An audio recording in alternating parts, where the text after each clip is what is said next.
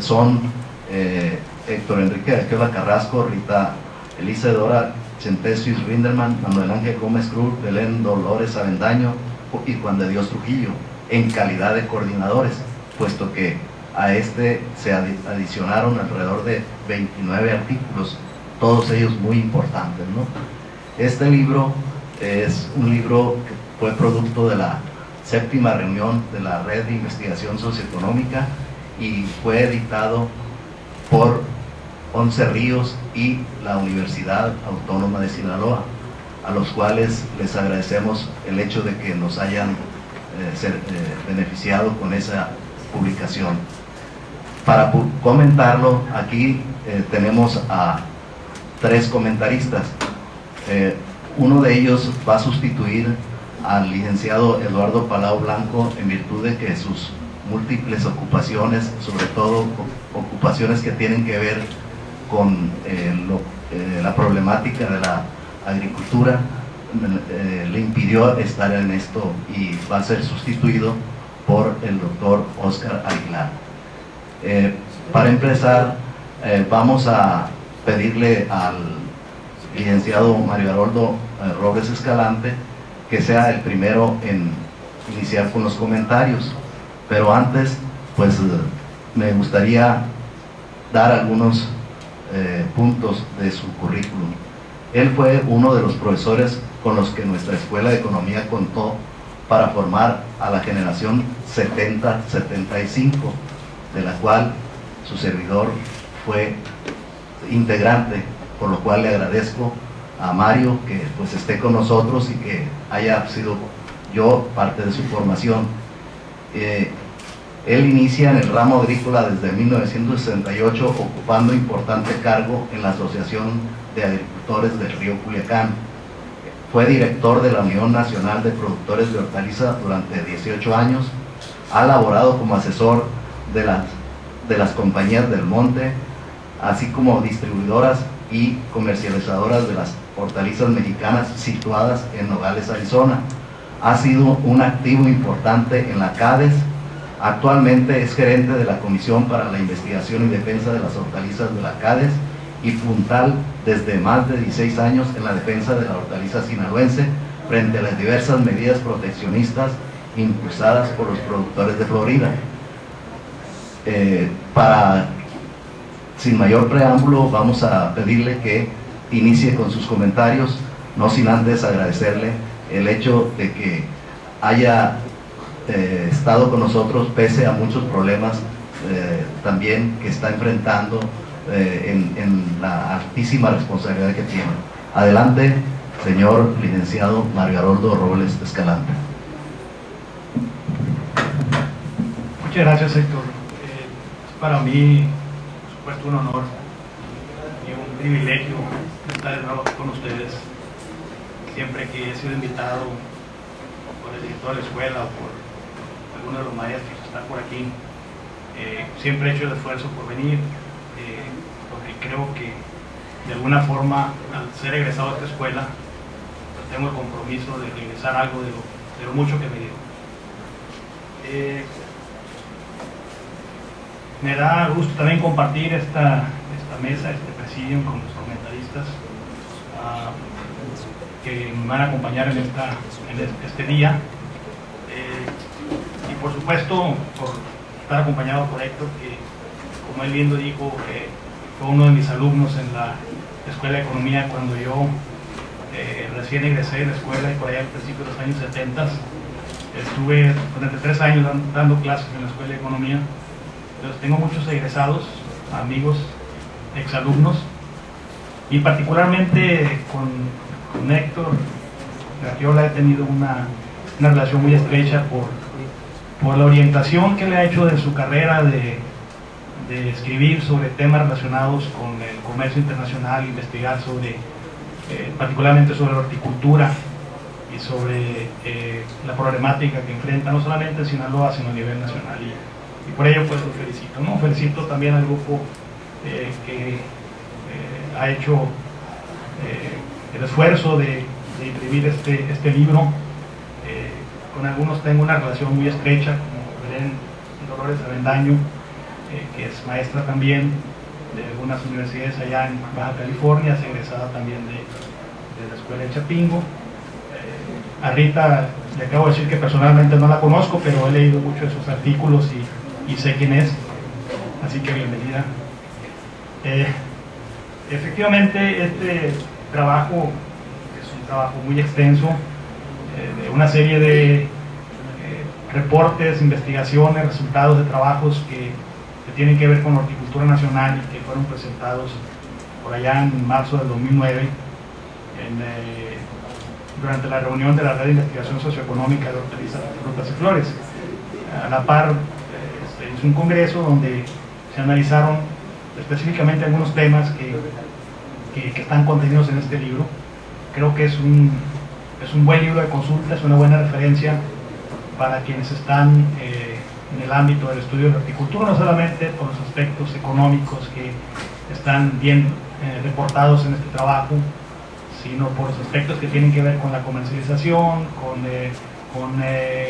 la producción, con los aspectos socioeconómicos, sociales de los trabajadores, con lo que tiene que ver con técnicas, sistemas, innovaciones en materia de producción, no solamente lo que es hortalizas que se cultivan a campo abierto, sino también en agricultura forzada o en agricultura protegida, como coloquialmente la conocemos como de invernadero. México es un país que tiene un gran privilegio de contar con diferentes regiones agroclimáticas que permiten la producción de hortalizas en diferentes épocas del año, de tal forma que no hay un solo día del año en que no exista una producción disponible de hortalizas en el mercado nacional y que pueda también tener excedentes para la exportación. A nivel mundial, México figura lejos en la tabla de los principales países productores, pero en la tabla de los países exportadores tiene un lugar importante. Gracias pues a que tenemos esa condición, si le sumamos a eso que tenemos una cercanía al mercado más importante, que es el mercado norteamericano, al menos para nosotros,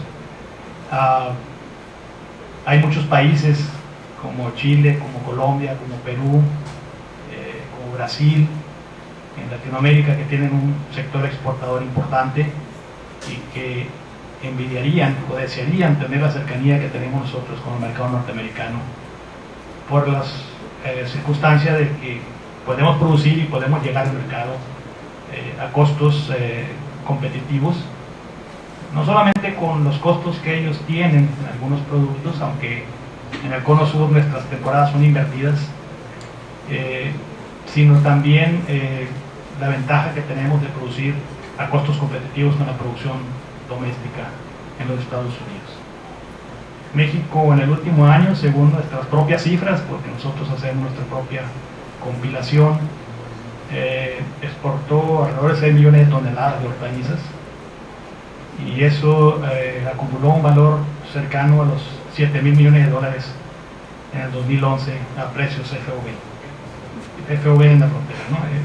Entrada a Estados Unidos. De estos, el principal producto viene a ser el tomate. Hay un abanico de productos que están junto con el tomate, como pueden ser los chiles verdes, pueden ser los pepinos, los aguacates y otros productos. Pero de tomate exportamos 1.2 millones de toneladas de las 3.3 que se producen en el país. Quiere decir que todavía nos quedan alrededor de 1 millón de toneladas para el abasto interno. Y el valor de la exportación tuvo una cifra de casi 2.000 millones de dólares. Estamos hablando de casi 1.900 millones de dólares en el último año. Esta exportación pues, tiene un impacto, genera un impacto importante en las economías regionales donde se produce, y debo decir que materialmente en todos los estados del país se produce ya tomate, se producen hortalizas, dado que existe la condición de poder producir bajo condiciones protegidas o de invernadero, donde se pueden controlar algunos factores del clima. para exportar esa cantidad de hortalizas a los Estados Unidos se requirieron alrededor de 312,000 camiones o viajes a la frontera, de los cuales 60,000 solamente fueron de tomate, que es mayor volumen.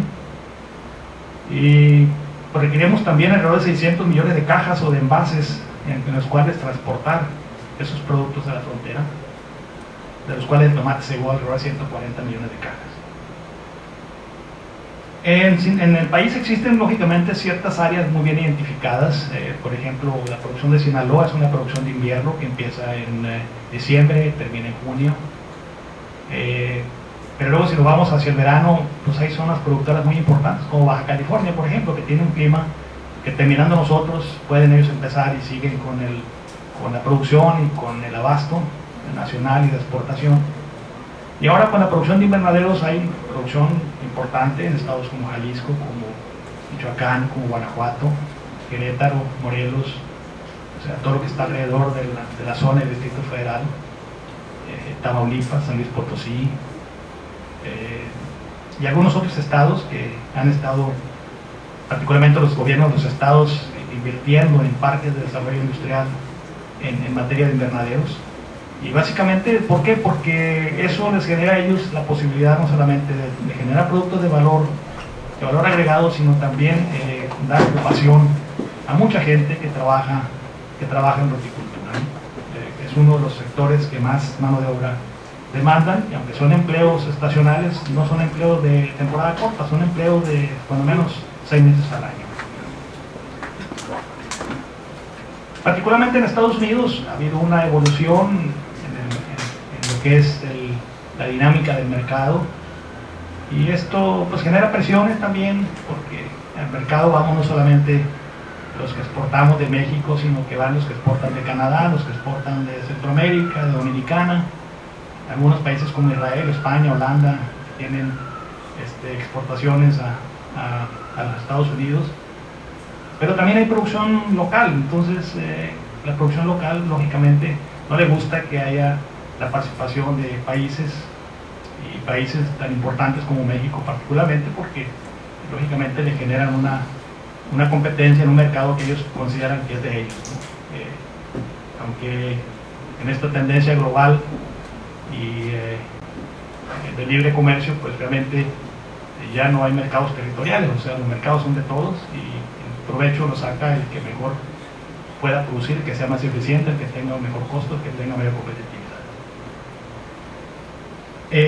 Particularmente en el caso de las hortalizas, hay dos grandes segmentos del mercado que se pueden diferenciar. Uno es el mercado donde es el del consumo generalizado, que es el de los supermercados, por llamarlo de alguna manera, los abarrotes, la tienda de la esquina. Y otro sector importante que es el del, en Estados Unidos se conoce como food service, o sea, el servicio que va hacia los alimentos, particularmente tiene que ver con los restaurantes. Y hay dos tipos: en los restaurantes establecidos, digamos, donde la gente va, se sienta, cena, pide vino, etcétera, etcétera, y los restaurantes de comida rápida, que han crecido muy rápido en Estados Unidos. Entonces el segmento que más ha crecido en Estados Unidos es el segmento del food service. Ha ido poco a poco creciendo a tal forma que ya hay una participación casi 50-50 entre lo que va al food service y lo que va al consumo generalizado en los supermercados, que podríamos hablar que es el consumo de casa. Y estos segmentos funcionan de diferente manera de acuerdo a las tendencias del ciclo económico en los Estados Unidos. En épocas de recesión, el que sufre es el mercado del food service, porque la gente no sale a comer, o sea, se queda en su casa, entonces va al supermercado y compra en el supermercado las cosas, se le lleva a comer a su casa. Excepto en el segmento particular del fast food o de la comida rápida, que son los McDonald's, los Burger Kings, etcétera, donde la gente que trabaja particularmente sale de su oficina, come una hamburguesa y regresa a trabajar. O sea, ese tipo de segmento es un segmento que crece y está más o menos consolidado. Y bueno, hay una tendencia mundial, y particularmente en Estados Unidos un poquito más paranoica, diría entre comillas, a que a asegurar que los productos que consumen la gente en los diferentes países pues tengan la seguridad de que el producto que van a consumir es un producto sano que no los va a enfermar. Ha habido mucha publicidad alrededor de problemas de contaminación con algunos productos. Empezaron por allá en los 70s con el tema de la carne, luego el pollo, y después ya empezaron a investigar o a buscar casos de contaminación en productos frescos. Empezaron por allá con las fresas en los años 80 y dijeron que eran fresas mexicanas. Después el cebollín en Mexicali por allá un poquito después, luego dijeron que los melones de México, luego dijeron que los tomates de México, y ahora dicen que los mangos de México. Entonces, si bien existe pues esa tendencia en los países a asegurarse que los productos que compran son productos sanos, de alguna forma esto está involucrado con algunos intereses económicos, con algunos intereses comerciales que buscan la forma de cómo restringir de alguna forma la participación de los países, y esto lo conocemos en la teoría económica como protecciones no arancelarias, ¿no? Que tienen que ser muy bien fundamentadas desde el punto de vista científico y técnico para que puedan tener un reconocimiento entre los países. Ese elemento ha generado en los Estados Unidos una necesidad de legislar sobre el tema. Era un tema que estaba libre, pero después del 11 de septiembre, de las Torres Gemelas, vino la paranoia de que el público consumidor norteamericano podría verse afectado por algún problema de contaminación intencional, ¿sí? Que alguien intencionalmente, algún bioterrorista, por llamarlo también de alguna forma, intencionalmente pudiera generar un caso de contaminación y enfermar y provocar la muerte de personas en los Estados Unidos. Entonces ellos decidieron legislar sobre el tema, y hay una ley, la traducción de la ley es Ley de Modernización sobre Inocuidad Alimentaria, pues en inglés tiene otra designación, pero eso es más o menos el término al español. Esta ley pretende establecer algunos condiciones, regulaciones y requisitos para poder que el público consumidor tenga la garantía de que sus productos, cuando los compra en el supermercado, no los va a enfermar. Y pues, de acuerdo con la legislación mundial en materia de comercio, pues este requisito de ley los tienen que imponer primero en su país para poder exigírselos a los importadores, y esta ley va a empezar a exigir a los importadores que cumplan con ciertos requisitos, ¿no? Y en estos requisitos lógicamente va la producción mexicana, ¿no? Porque nosotros somos uno de los principales abastecedores. Entonces muy pronto vamos a tener que cumplir con requisitos y regulaciones en materia de inocuidad o en materia sanitaria, que tienen que ver con temas de certificación de operaciones, que va a poder hacerlos el FDA en forma directa, que es la agencia encargada en Estados Unidos de hacer esto, o va a poder delegar esto en terceros autorizados, que pueden ser los propios gobiernos, en este caso le correspondía a la Secretaría de Agricultura en el área de Senacica, o bien empresas particulares, pero que sean de alguna forma autorizadas o reconocidas para que puedan hacer ese tipo de certificaciones. Y las certificaciones no solamente tienen que ver con el producto, tienen que ver con toda la operación, o sea, con las buenas prácticas agrícolas, las buenas prácticas de manejo. La teoría es que si tú tienes unas buenas prácticas de cultivo y tienes unas buenas prácticas de manejo, la posibilidad de que tu producto esté contaminado son mínimas. Pues se trata de reducir los riesgos de contaminación en el proceso para que el producto que sale del proceso tenga una garantía de que no va a contaminar. La garantía 100% nunca la vamos a tener, porque el producto, una vez que sale de nuestros empaques, asumiendo que hicimos muy buenas prácticas agrícolas y de manejo y que no tuvimos problema de contaminación en ese lote puede ir a Nogales en un camión que anteriormente puede haber acarreado pollos contaminados. Si no se hizo una adecuada sanitización del camión, pues va a generar un problema de contaminación en esas cajas. Esas cajas van a llegar a una bodega en Nogales, Arizona, donde hay otros productos de otros productores de otros estados, y con la circulación del aire dentro de los almacenes pues va a contaminar el resto del producto y entonces se va a generar un brote.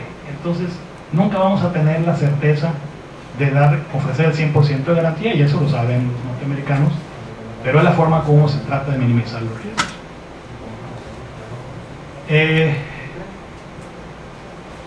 La producción de hortalizas acá en nuestro estado pues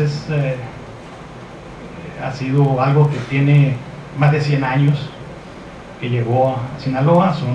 Vino propiciada por empresarios norteamericanos que vieron una posibilidad de producir durante el invierno y vinieron explorando el área de Guaymas, el área del Valle del Yaqui, el área del Valle del Mayo, y finalmente encontraron que la zona más apropiada era el estado de Sinaloa, el Valle de Culiacán, donde materialmente no existe la posibilidad de heladas, entonces no hay,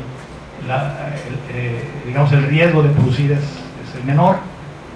Y así empezó la exportación. Empezaron las exportaciones por ferrocarril, que ya existían en aquel entonces pues, el ferrocarril. Las carreteras no estaban todavía bien acondicionadas, pero empezamos por el ferrocarril. Algunas exportaciones se hicieron por barco también, hacia Los Ángeles. Y bueno, se fue generando una inercia alrededor de esto, en donde más y más empresarios nacionales y otros extranjeros que se asociaron con nacionales empezaron a producir hortalizas aquí en el estado. Por allá en los años 30, cuando después de la Gran Depresión hubo una legislación, el Acta de Ajuste Agrícola, se establecieron también los aranceles a la importación de productos, se generó la tarifa de importación de los Estados Unidos y había aranceles muy altos a la importación mexicana, y bueno, desde entonces ya hay registro de la participación de productores de Sinaloa en el Congreso norteamericano peleando por defender el interés de los productores mexicanos. Viene después, la tecnología no estaba muy avanzada, no se habían abierto todavía los distritos de riego.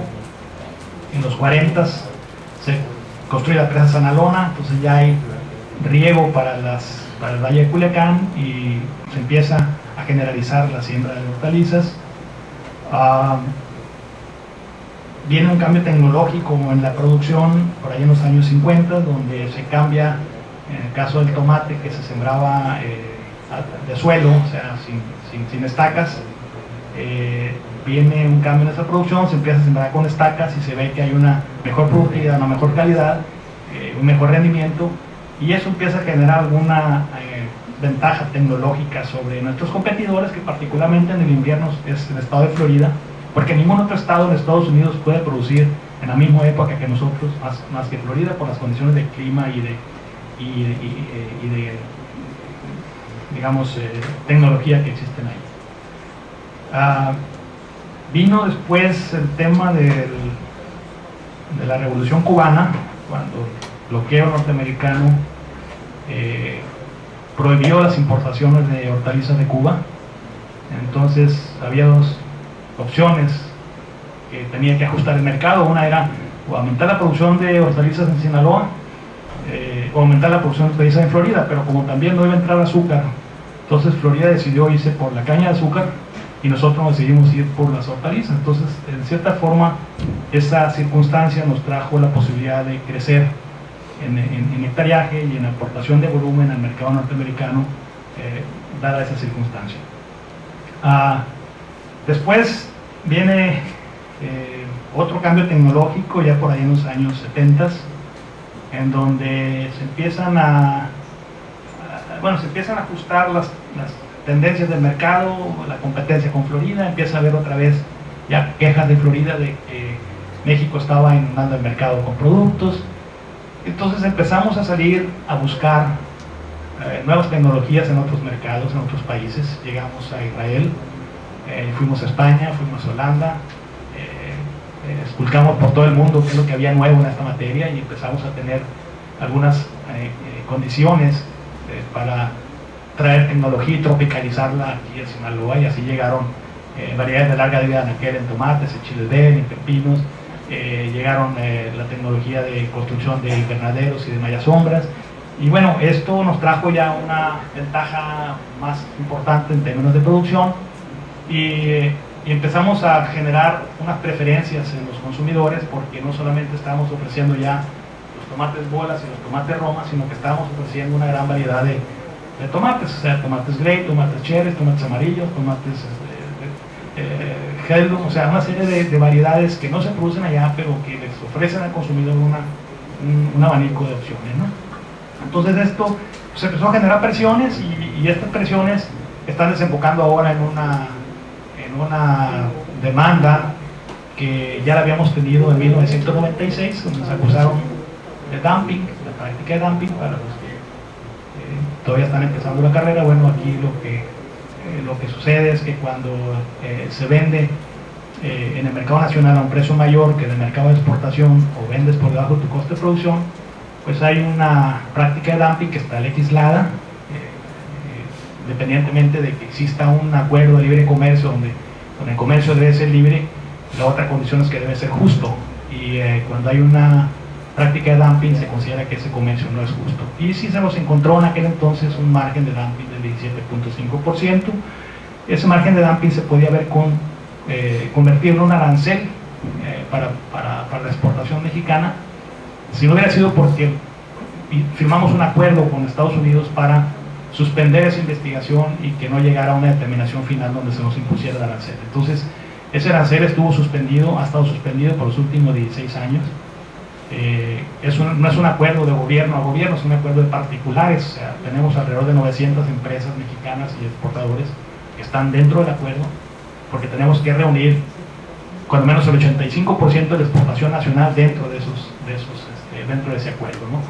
Y este acuerdo, el Departamento de Comercio, de acuerdo con su investigación, estableció un precio mínimo por debajo del cual no deberíamos vender. Ese precio mínimo no lo fijamos nosotros, lo fijó el Departamento de Comercio, precisamente para evitar ese efecto dañino de los precios. Y este acuerdo se ha revisado por los últimos 3 años, por 3 veces, en cada 5 años. La última revisión tocaría ahora en diciembre de este año. Y bien, los productores de Florida ahora han pedido al Departamento de Comercio, le han comunicado su decisión de retirar esa petición de investigación que hicieron en 1996 para dar cabida a una nueva investigación. Y al retirar la investigación del 96, lógicamente se cae el acuerdo de suspensión, y esto afectaría de manera significativa, porque de haber una nueva investigación habría una nueva proceso que es muy tardado, muy costoso, muy laborioso, deterioraría mucho la relación y finalmente podríamos llegar incluso a firmar un nuevo acuerdo, pero esto no vemos nosotros la razón de Florida para solicitar una investigación de este tipo, o de cancelar esta investigación o este acuerdo que existe, porque el acuerdo ha funcionado bien para todo el mundo, para Estados Unidos y para nosotros. Nada más les doy un dato, o sea, de cada 2 tomates que se sirven en la mesa de los consumidores en Estados Unidos, 1 es aportado por México. Entonces, si el precio en Estados Unidos de los tomates en forma regular son de 99 centavos, 1.25 la libra, si falta la otra mitad de la oferta, que sería la oferta de México, el precio en los Estados Unidos no sería de 1.25 ni 99 centavos, sería de 2.99 o quizá más. El público consumidor sería el más afectado, y a nosotros lógicamente nos afectaría por todo lo que representa la exportación de tomate en México, que de acuerdo con las cifras que ya les aporté, ¿no? Entonces estamos en una discusión muy fuerte en estos momentos con el Departamento de Comercio de Estados Unidos, con los productores de Florida. Estamos usando pues lógicamente el apoyo no solamente de la industria norteamericana que nos compra y que vende nuestros productos, sino también de gente influyente, cadenas de supermercados, asociaciones, etcétera, además del apoyo que tenemos en nuestro gobierno, de los gobernadores de los estados, de los senadores, etcétera, para que esto no suceda, ¿no? Lógicamente ellos están haciendo su lucha por su lado, y hay una decisión que se tiene que tomar por el Departamento de Comercio sobre si acepta o no acepta la petición de los productores de Florida. En 2 escenarios rápidos. Uno sería, si acepta a los productores retirar la investigación, esto los conduciría a presentar una nueva investigación que llevaría todo el próximo año de esfuerzo y de investigación antes de conocer la determinación del Departamento de Comercio sobre el margen de dumping. Y en el escenario de que le dijera a Florida, ¿sabes qué? No puedes retirar tu investigación, seríamos llamados a negociar un nuevo acuerdo que en condiciones normales debería haber sido firmado antes de diciembre de este año.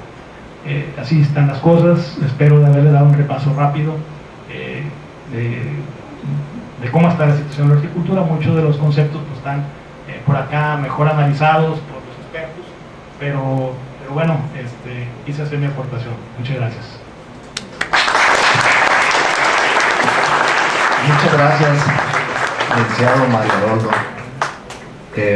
Realmente pues muy bien tratado el tema y pues lo felicito y le agradezco nos haya pues ilustrado tanto en este tema tan del momento, ¿no? También quiero agradecer la presencia de todos los estudiantes, de los profesores y demás gente como la prensa, etcétera. Vamos a continuar ahora con la participación de la doctora Rita Rinderman, quien pues estando revisando su currículum pues me doy cuenta que es interminable, ¿no? Y solamente les voy a decir algunas cuestiones, ¿no? Por ejemplo, ella tiene maestría en agronomía, economía y doctorado en producción vegetal por la Universidad de Humboldt de Berlín, directora del CIESTAM de 1999 a 2005 en la Universidad Autónoma de Chapingo, consultora del Banco Mundial en 1999 a 2001, coordinadora del Programa de Investigación Integral Agricultura Industrial CIDRI de 2005 a la fecha, miembro del Comité Evaluador de CONACYT, fundadora de la Red de Estudios Socioeconómicos en Hortalizas, Frutas y Flores, coordinadora de la Red Mexicana de Tianguis y Mercados Orgánicos 2006 a la fecha, coordinó los libros del CUM, México, Unión Europea, El campo no aguanta más, Frutas, Hortalizas, Estado Actual y Nuevas Alternativas de México, autora de varios libros, etcétera, etcétera, etcétera.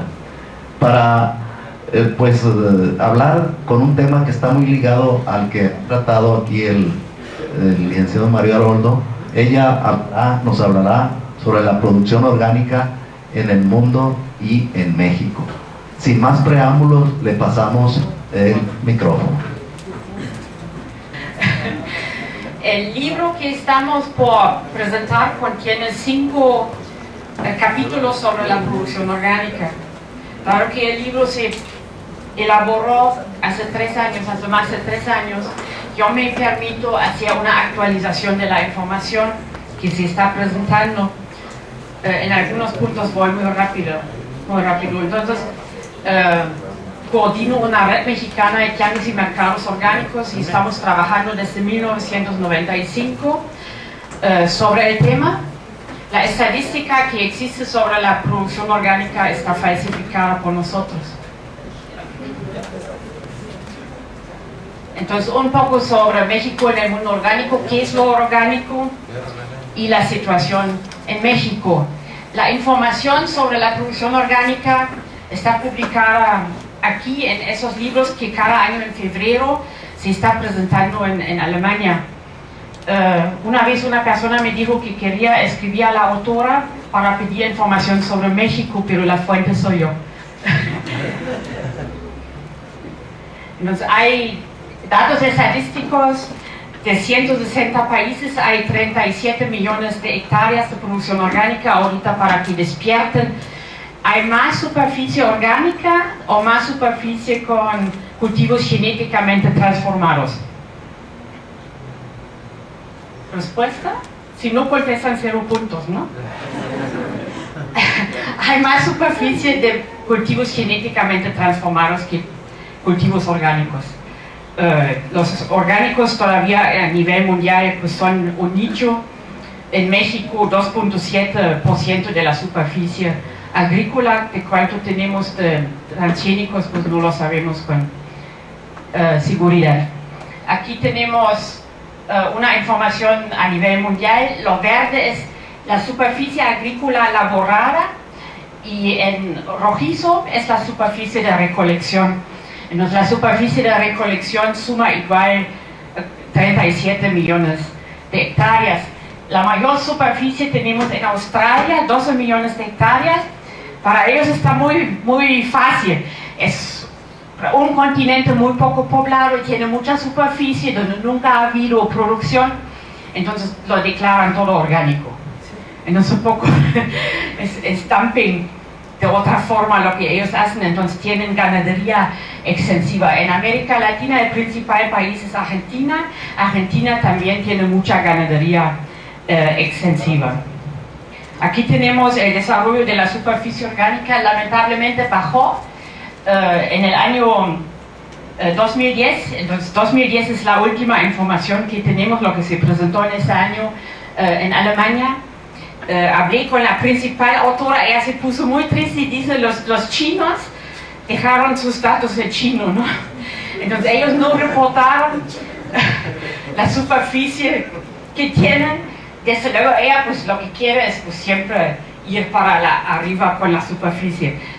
Y nosotros, la verdad es en México no correspondimos tampoco, yo no pude corresponder, me faltan de hecho ayudantes para hacer la estadística. Eso no es nada fácil porque cada año es más superficie y hay que sumar productor por productor para llegar a la superficie.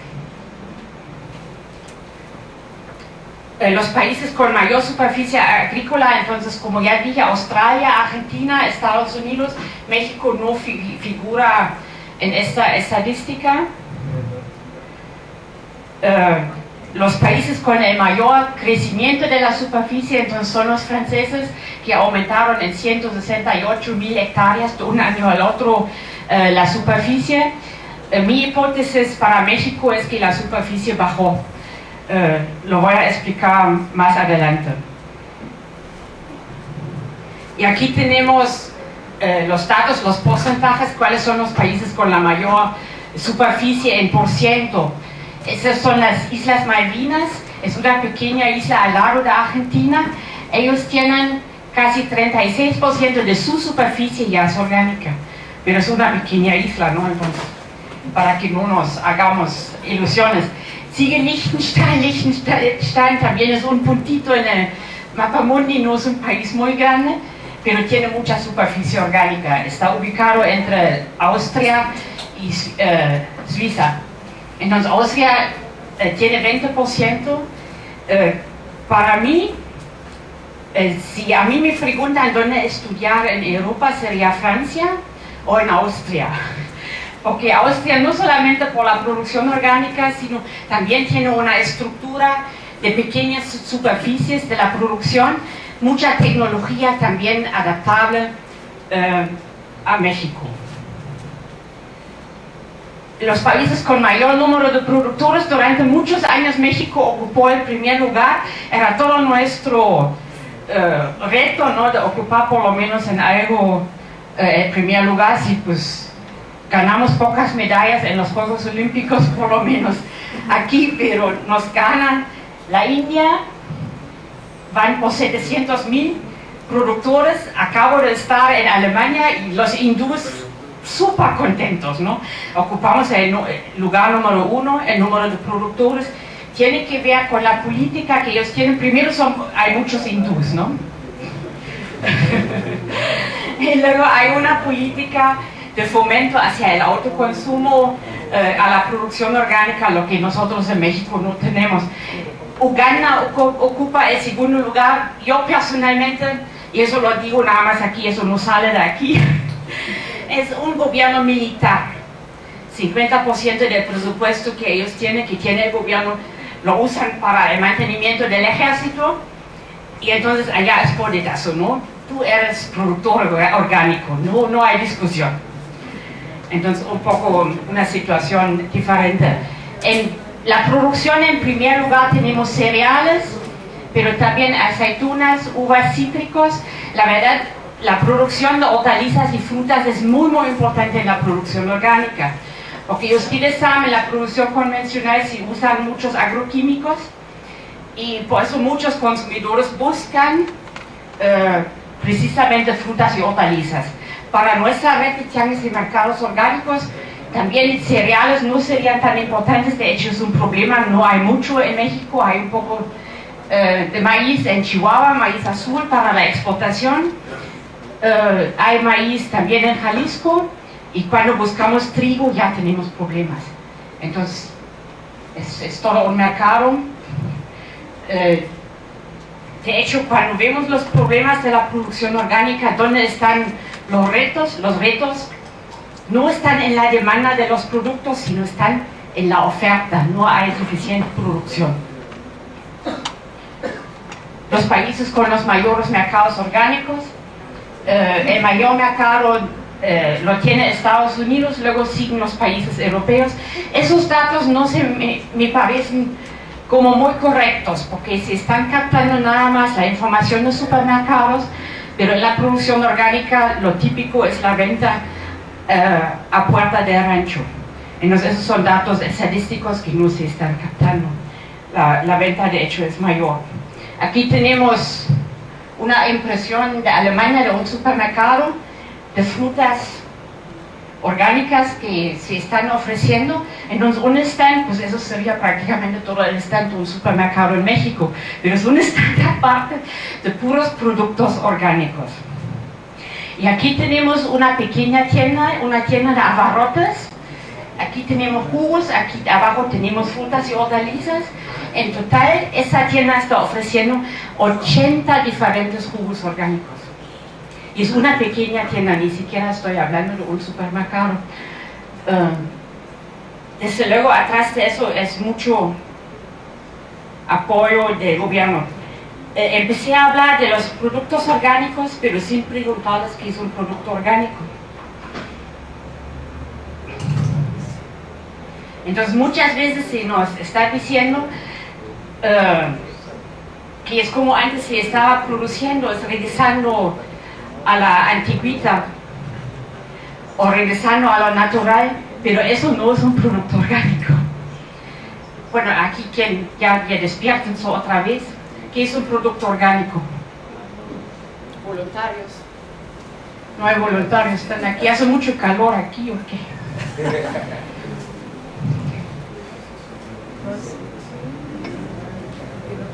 Entonces, la producción orgánica se basa en principios y normas, tiene un sistema de garantía, etc. Entonces, no es simplemente regresar a lo viejo, sino es todo un sistema con toda una tecnología que combina lo tradicional con lo moderno. La agricultura orgánica mantiene y mejora la salud de los suelos, los ecosistemas y las personas. Pregunté yo, ¿por qué las personas después de los suelos? Y a mí me contestaron, porque las personas hicieron mucho daño a los ecosistemas, por eso van a la cola. Se basa en los procesos ecológicos y ciclos adaptados a las condiciones locales. De hecho, lo que aquí la CARES también tenía que hacer con los jitomates que encontraron en Israel o otros países, lo tenían que adaptar a las condiciones aquí de Culiacán, sin usar insumos que tengan efectos adversos. Normalmente cuando yo pregunto a alguien qué es producción orgánica, siempre me contestan es no usar agroquímicos, no usar pesticidas, etc. Aquí no encuentran la palabra no. Entonces es una definición un poco más filosófica.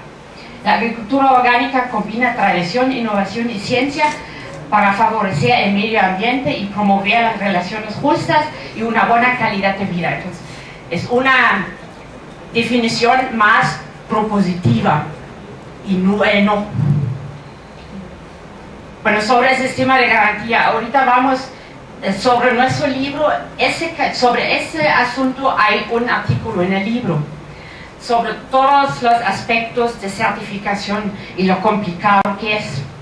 Nosotros en México tenemos 24 agencias de certificación, como Certimex, aquí es el logotipo, como OSIA, BioAgresiat, Inmocontrol, etc. Son 24. Entonces, la producción orgánica se tiene que garantizar al consumidor que el producto realmente es orgánico. No, yo no puedo decir simplemente es orgánico, sino alguien me lo tiene que comprobar y mostrarlo con un sello también. Por eso tenemos todo un sistema de certificación y tienen que trabajar con ISOs, etc. Las agencias de certificación tienen inspectores que van a los productores a revisar la producción, luego regresa la información, la agencia dice que sí o dice que no. Si dice que sí, el productor puede usar el logotipo. Algo similar va a haber o existe para la inocuidad también. El problema de la certificación es que hay muchas normas a nivel internacional. Aquí se me metió un virus. Es realmente una... Inorgánico. Hay 480 normas a nivel internacional. Los mexicanos trabajan principalmente con la norma de Estados Unidos, con la de la Unión Europea y con la de Japón, un poco con Bioswiss de Suiza. No hay entonces una norma única. Lo que para nosotros es un reto, y eso también se describe en el libro, en el artículo, es un logotipo para que los consumidores puedan identificar este producto es de México. Yo no sé si pueden imaginarse de quién es ese logotipo. De la Unión Europea, exactamente. Se ve por las estrellas. Se hizo en forma como muy transparente. La Unión Europea puso en internet 3 propuestas y uno desde cualquier parte del mundo pudo votar por el mejor logotipo. Yo voté por ese. ¿Cuál es el procedimiento de México? México gastó 4 millones de pesos, lo pagó a un despacho para hacer un diseño de un logotipo. Y primero preguntaban a la gente qué es lo orgánico, hicieron propuestas, etc. Aquí tenemos que gusta una imagen, ¿no? Ustedes ven una pareja que tiene una canasta, que tiene productos, una vaca, un becerro, los surcos, un sol, etc., ¿no? Pero les voy a enseñar ahorita la propuesta de los 4 millones. Entonces lo único que cambiaron, eso se llama plagio. Sí. Quitaron a la mujer.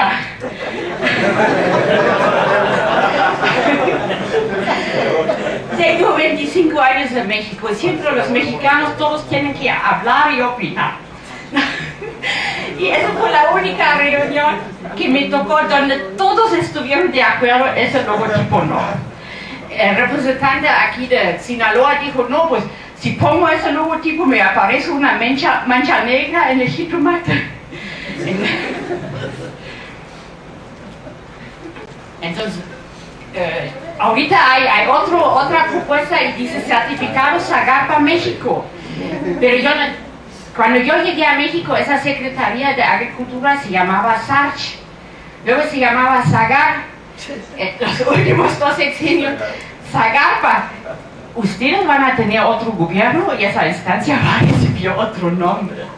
Entonces, es absurdo poner certificado por Zagarpa, ¿no? Bueno, en México tenemos 450,000 hectáreas, esos son datos que nosotros encontramos. De hecho, un sector con un crecimiento por arriba de 20%, pero pues ocupamos el lugar 30 a nivel mundial. El número de productores ya presenté. Aquí tenemos el porcentaje de superficie. El principal estado es Chiapas, luego sigue Oaxaca y a Sinaloa tenemos con 3.5%. La principal producción de México es café. 50% de la producción orgánica es café. Hay una tendencia a diversificar, pero esa tendencia no es suficiente, en mi opinión. 99.9% son pequeños productores, 88.8% pertenece a un grupo indígena, tiene que ver con la producción orgánica en Chiapas y Oaxaca.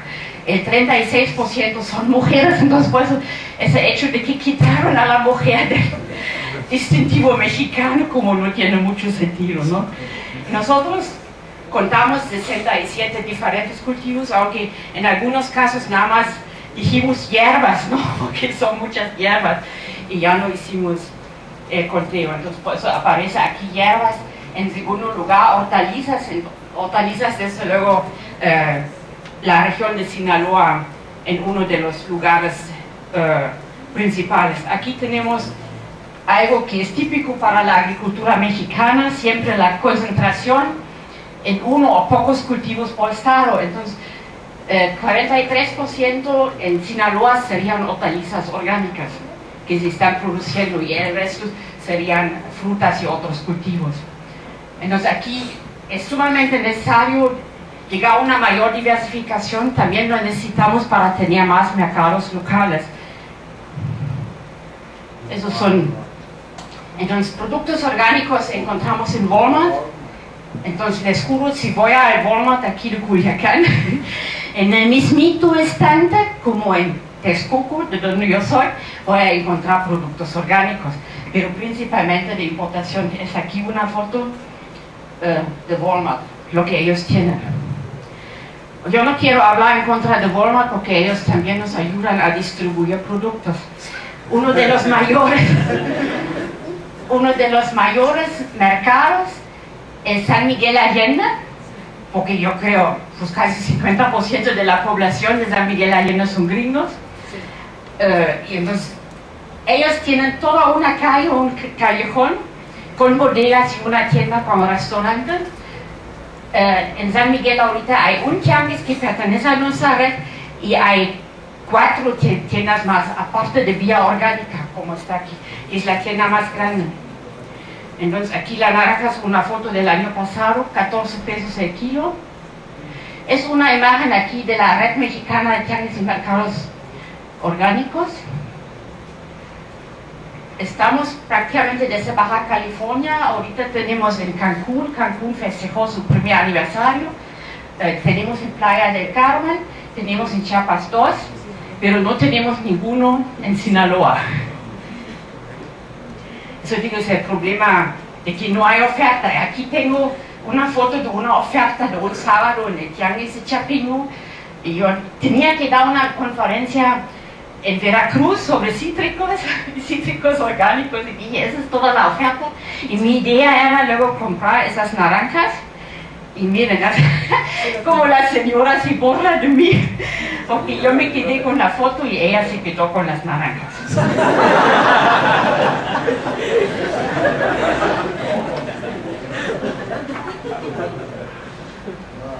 Con eso termino. Muchísimas gracias.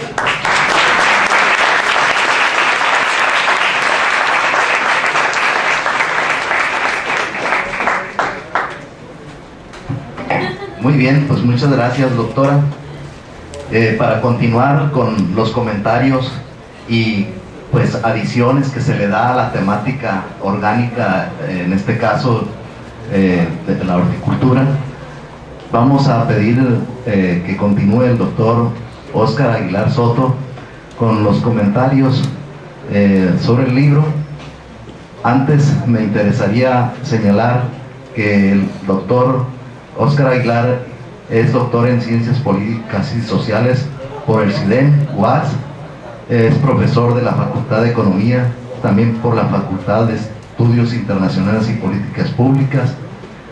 Tiene participación en distintos libros, por ejemplo es coautor en comentarios a la obra pública de los investigadores del Instituto de Investigaciones Económicas y Sociales, coautor del proyecto Centro de Estudios Regionales, coordinador de los 3 tomos del Manual de Procedimientos Administrativos de la UAS, ha sido coautor de la Evaluación Económica y Social de Sinaloa 1990-2002, también coordinador del libro Reconversión Productiva en México y autor de Las Élites del Maíz. También ha conducido y dirigido tesis de licenciatura, de maestría y doctorado.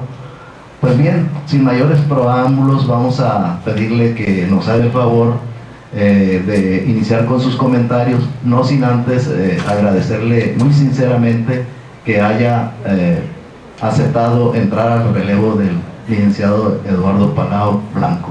Adelante, doctor.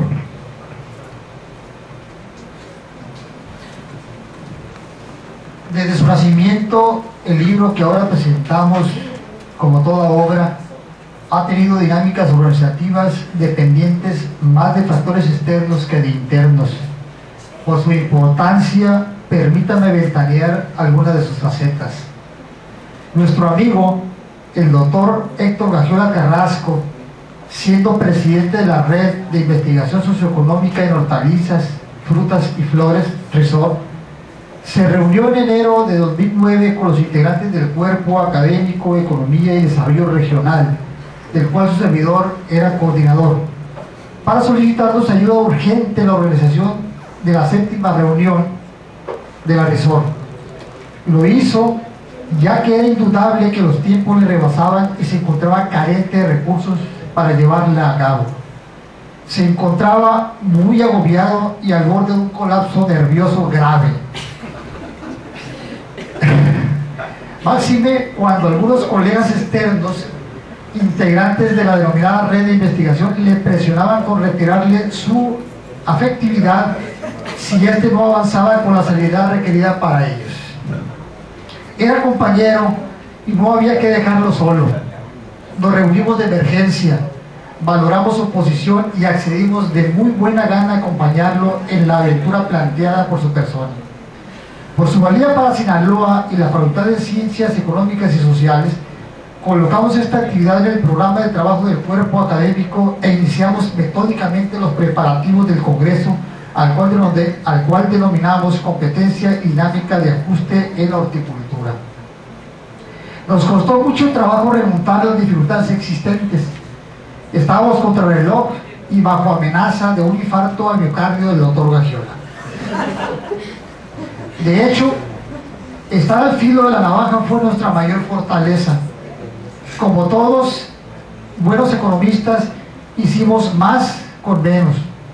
Construimos la comisión coordinadora y, acoplados con la administración de la FACES, contactamos rápidamente, entre otras organizaciones, a los directivos de la CADES, el CIAP, la Fundación Produce, la Facultad de Agricultura de la UAS y a la Secretaría de Agricultura del Gobierno del Estado, entre otras, cuya solidaridad operativa y financiera se hizo patente. Nos dieron la mayor parte de lo solicitado.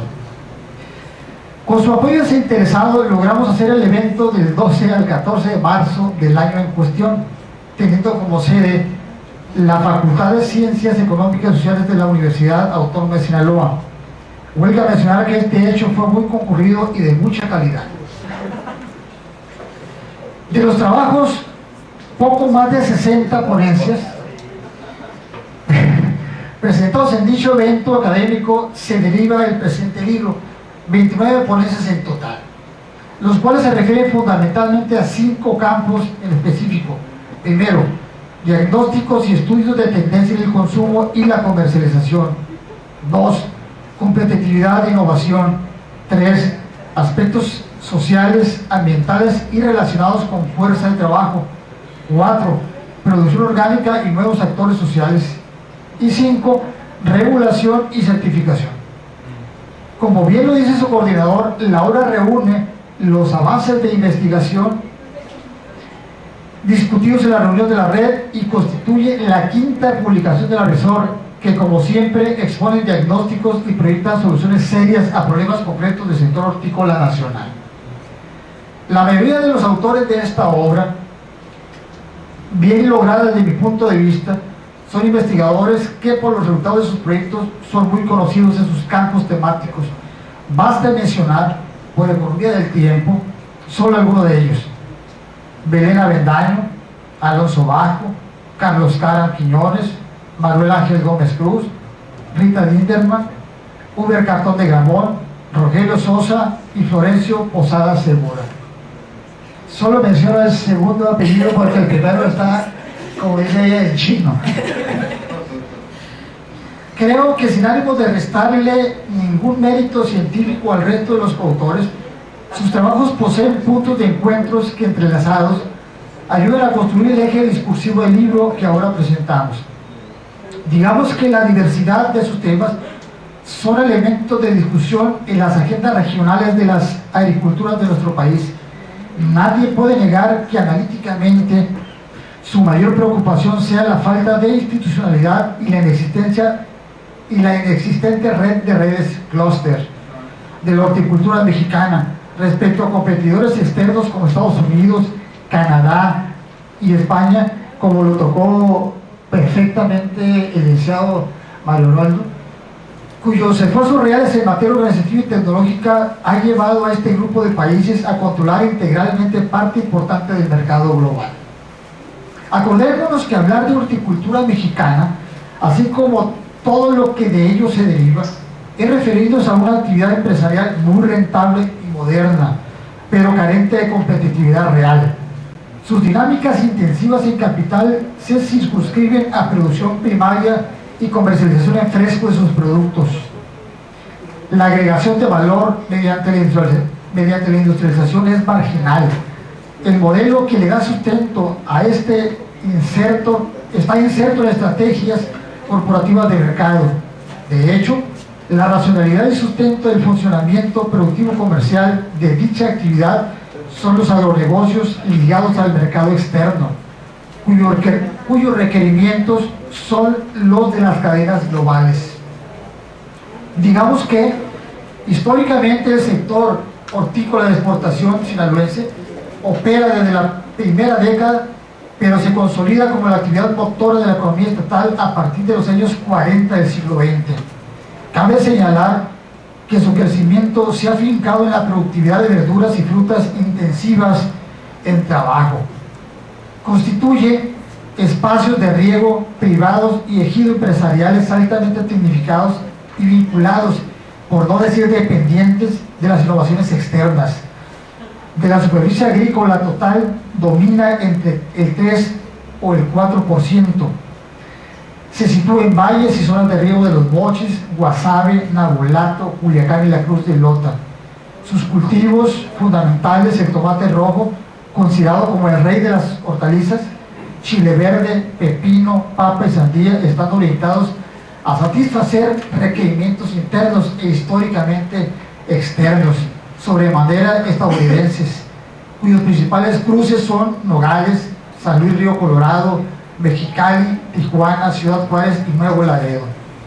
Los actores base de esta esfera generadora de riqueza, alimentos frescos e insumos industriales, están integrados a 179 grupos de legumbreros, la gran mayoría adheridos a la CADES, confederación aglutinadora de organismos privados, responsable del 24% de la producción hortícola nacional y año con año de más del 48% de su comercialización internacional, específicamente auspiciado por el Telecán mediante la baja de aranceles, tema también tocado y de manera muy puntual y acertada por el licenciado Mario Aroldo. Hacia los Estados Unidos de América y Canadá.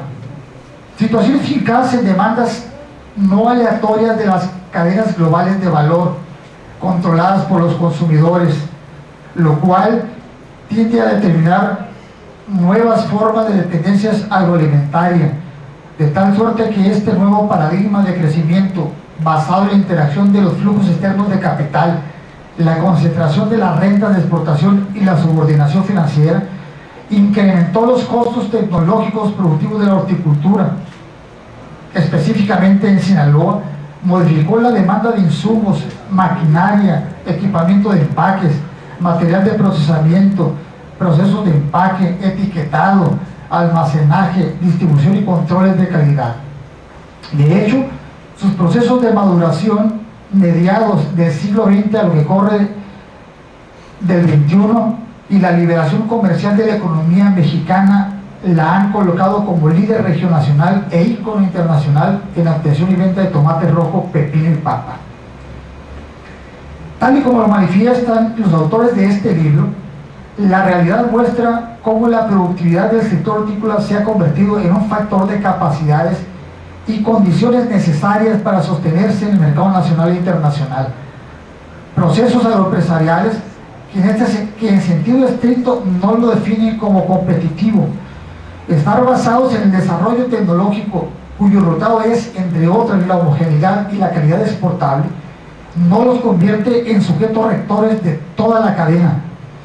Basta recordar que la planta productiva posee alta dependencia con el exterior, es muy costosa y su rasgo de trabajo es intensivo.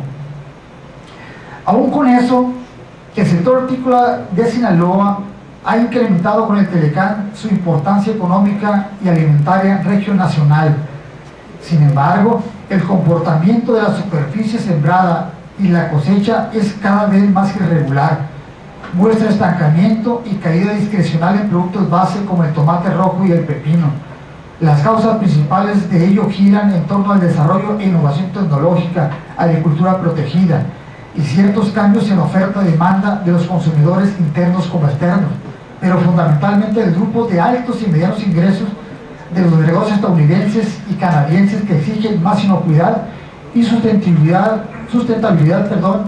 en sus procesos. Puede señalarse que este hecho, menor tierra orientada al rey de las hortalizas, ha redundado, aunque no de manera lineal, en mayor productividad y valor, lo cual nos indica que su importancia no radica en la superficie sembrada, más bien esta la podemos encontrar en el uso racional de tecnología y el riego en espacios controlados o de agricultura protegida, invernaderos malla, sombra, acolchonado plástico y microtúneles. Digamos que por el nivel de rentabilidad e integración al mercado estadounidense y en menor medida el europeo, constituye junto con el chile verde, el pepino y la papa el producto de mayor stock alcanzado y valor generado. Tales vicitudes indican a la productividad como parte esencial de la competitividad, pero no la competitividad en sí.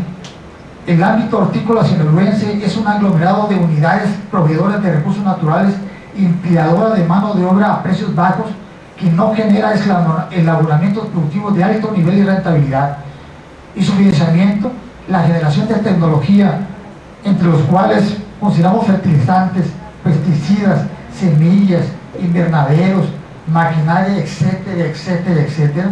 La distribución y venta del producto están controlados por comercializadores en un marco general de agricultura por contrato. En fin, podemos pasarnos la mañana entera haciendo reflexiones de este tipo, pero mi único objetivo es motivar su participación al grueso de los estudiantes, parte importante de los profesores, su participación en temas agroalimentarios e invitarlos a leer esta obra controversial editada por nuestra universidad, cuyos trabajos, aunque dispares en volumen y contenido científico, constituyen puntos de vista claros o en su defecto asignaturas pendientes que se requieren resolver en el corto o mediano plazo. Todo ello para reencauzar con mayor fortaleza la dinámica de los ámbitos hortícolas de México en el mercado global.